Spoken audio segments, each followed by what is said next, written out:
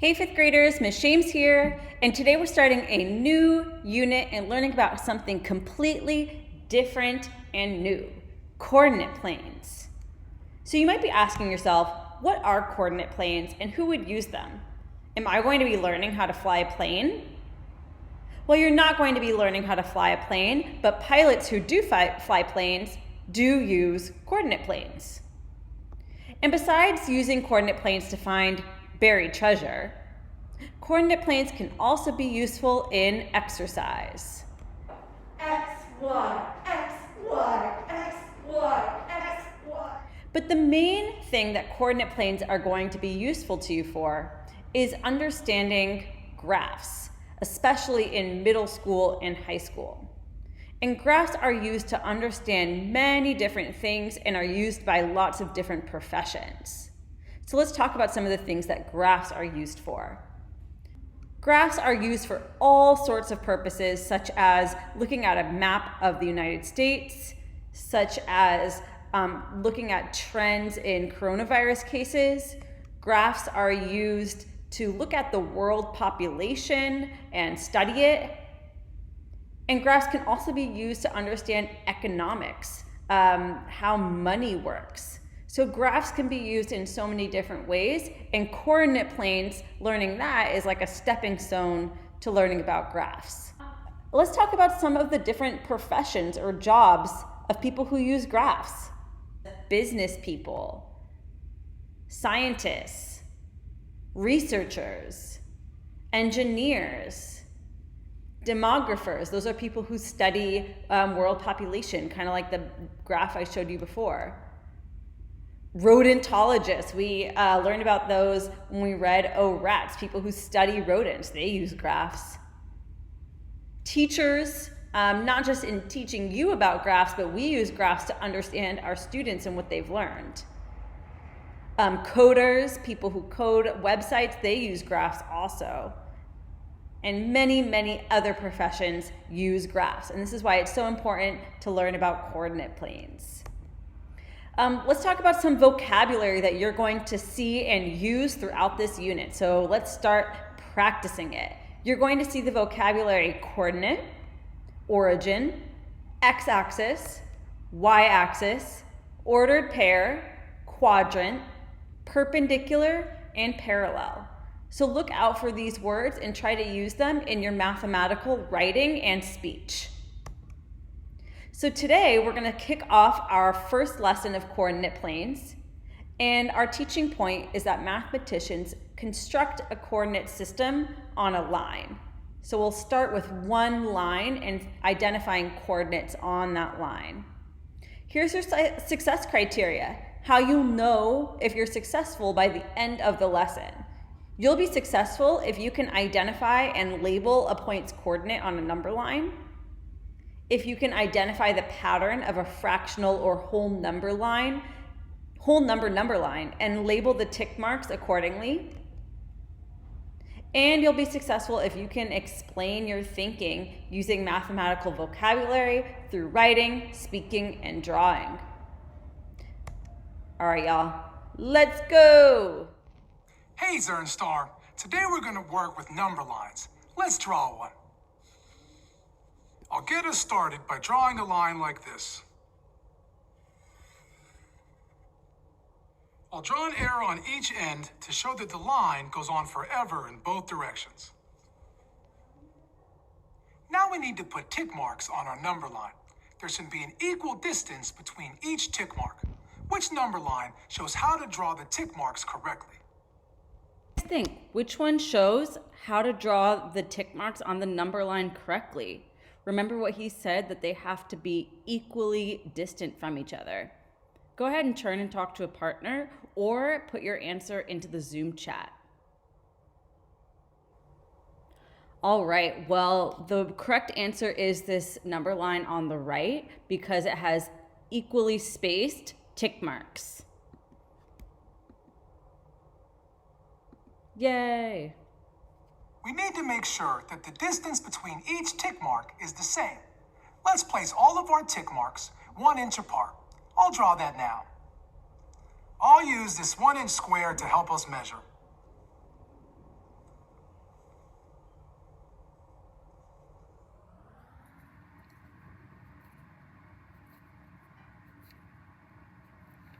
Our number line now shows equal units. Now we need to label these tick marks. We can make the labels on our tick marks increase in either direction. Let's go this way. I'll label this first tick mark 0. The point on the number line labeled 0 is called the origin. You try. Label the origin on the number line. So go ahead in your notebook, draw a number line with the same number of equally spaced tick marks, and then go ahead and label the origin. Remember that the origin is the point 0. So let's label that now. Pause the video if you need to take a second to draw and label your number line. So now we're going to count up the number line, labeling each tick mark, increasing by 1 whole. So this next tick mark will be 1. The next tick mark will be 1 more than 1, which is 2. The next one, 3, and then 4. We're going up 1. Make sure that you have this on your number line in your notebook. Now we have a labeled number line. Let's put a point on our number line. What if we wanted to describe the location of the shape without pointing to it? We can use its coordinate. A point's coordinate is its distance from 0. We use the origin as a reference point to tell us the location of the point. This point's coordinate is 2 because it is 2 units from 0. Now you try with this circle. What is the coordinate of this circle? Well, I remember he told us that the coordinate means the distance from 0 or the origin. So I have my origin here, and I can see that my distance from that to get to the circle is 1, 2, 3 jumps or 3 tick marks. So the circle's coordinate or distance from 0 is 3.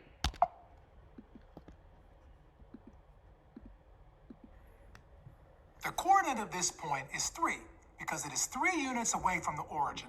1, 2, 3. It's 3 units from 0. We can move this line in any direction and the coordinate of the point stays the same. What if I turn the line around so that the numbers increase in the opposite direction? Even though the line moved, the circle is still 3 units away from 0, the origin. What is the point's coordinate now?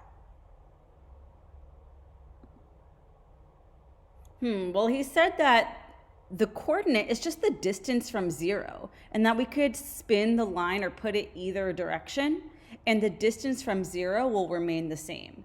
So even though we're starting with 4 and going down to 0, it's still 1, 2, 3 jumps away from the origin. So the coordinate of the circle is still 3. Okay, what do you guys think? Now the number line is tilted. What is the coordinate of the circle now? Go ahead and type into the Zoom chat or turn and talk with a partner. Your teacher will give you instructions. So the coordinate of the circle is still 3. It is 3 spaces away from 0 or the origin. What about now? What's the coordinate of the circle now? Put it in the Zoom chat or turn and talk to a partner. Your teacher will give you instructions. The coordinate of the circle is still 3. It is 3 spaces away from the origin. Our line can move,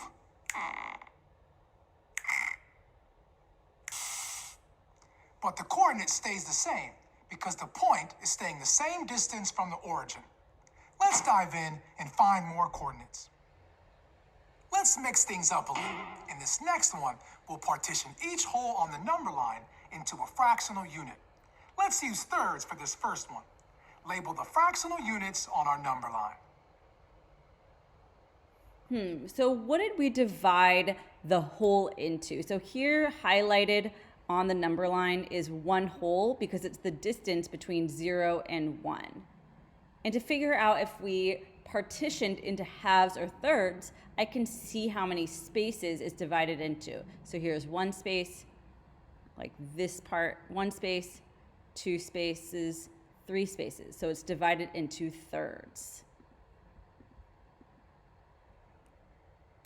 So now let's start labeling these tick marks. These are going to be fractional units because we divided our wholes into fractions. So if I went up 1/3, because we decided these are in thirds, my first tick mark will be 1/3.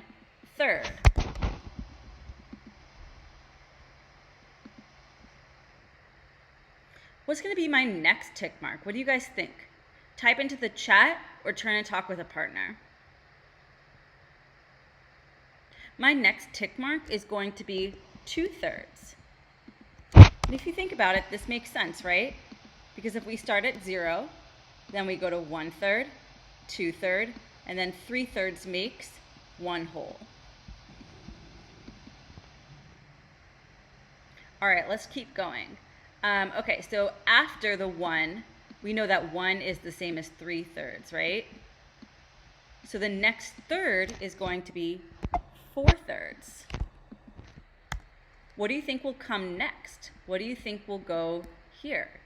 Type into the chat or turn and talk with a partner. So our next tick mark will be 5/3.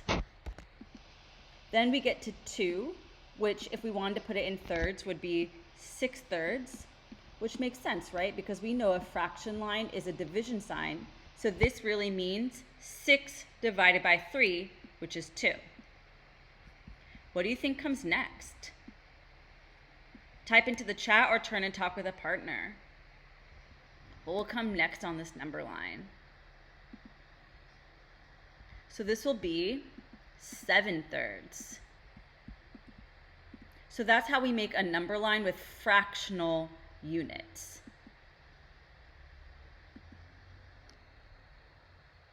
Okay, now you guys get some practice, all right? So let's think about the coordinates. Remember, coordinates is still distance from 0 of each of these shapes. So for the square, I can see that the distance is 1. So this gives me a few different options. I could write it as a whole number, a fraction, or a mixed number, which is a whole number and a fraction. So my square is at the 1 coordinate point. I'll do the triangle too. So we can think about if it's a fraction or a mixed number. We could write it as either. They wrote it as a fraction for me here at 5/3. I want to challenge myself and I want to write that as a mixed number. So I know that 3 goes into 5 one time. There's a remainder of 2 and the denominator is 3. 1 2/3. Take a couple minutes. You can pause this video to think about the coordinates of the circle and the star. So the coordinate of the circle was 1/3 because it's at the 1/3 tick mark, and the coordinate of the star is 7/3. I'm going to write that as a fraction this time. Switch it up.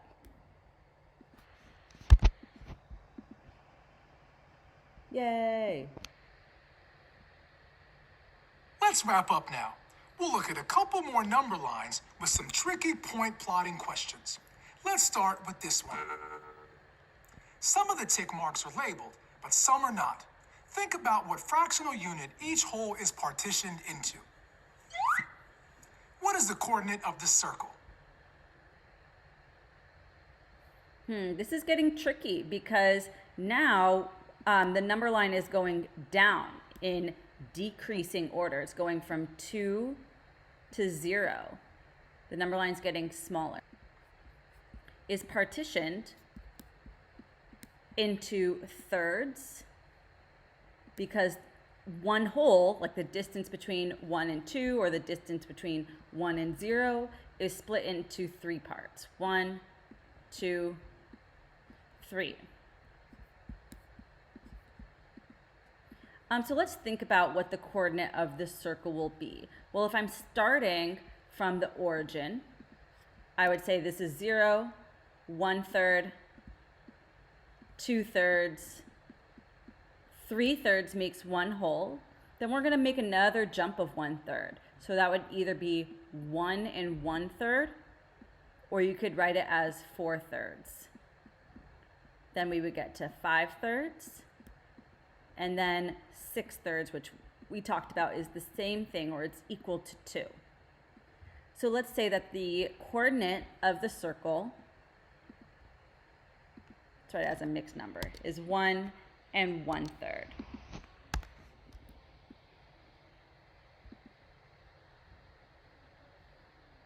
All right, you guys, where do you think I would put a square so that the distance from the origin, aka the coordinate, is 2/3? Go ahead and turn and talk to a partner or type into the Zoom chat, where would I put that point? Pause this video if you need to. So if I wanted to put a point whose coordinate or distance from 0 is 2/3, I would need to start at 0 and make 2 jumps of 1/3. 1, 2. So here's my 2/3 point. So here is where I would want to put my square. Nice. Are we ready for a challenge? I think we are. Let's keep going. Look closely at the number line. Plot the circle so that its distance from origin is 1. Ooh, this is tricky. But one thing that's going to help me out is noticing that the 2 is here, and the origin is going to be here.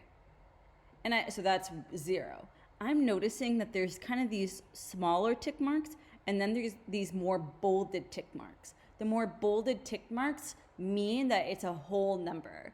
So these are like the smaller, more fainter tick marks, and then the thick, bold tick mark.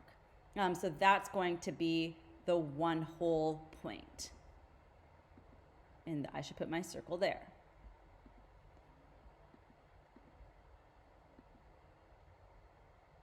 Let's plot another point. Plot the square 4/6 closer to the origin than the circle. I want to put a point that's 4/6 closer to the origin. Here's the origin. That's 4/6 closer than the circle. Let me start at the circle, and let's move in the direction closer to the origin. 4/6 tick marks. 1, 6, 2, 6, 3, 6, 4, 6. So I'm going to put my point here.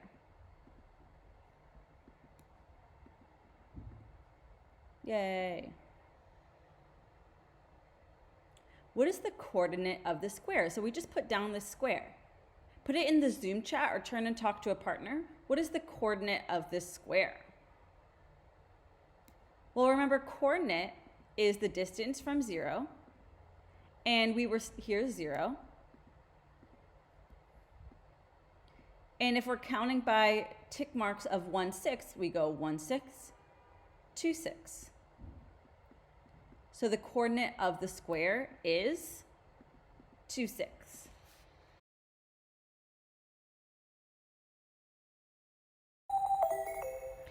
All right, you guys, let's recap and reflect on some of what we learned today. So we learned that a number line can be written in increasing or decreasing order. It can be represented in different directions. It can go up, down, sideways, diagonal. It'll still be a number line.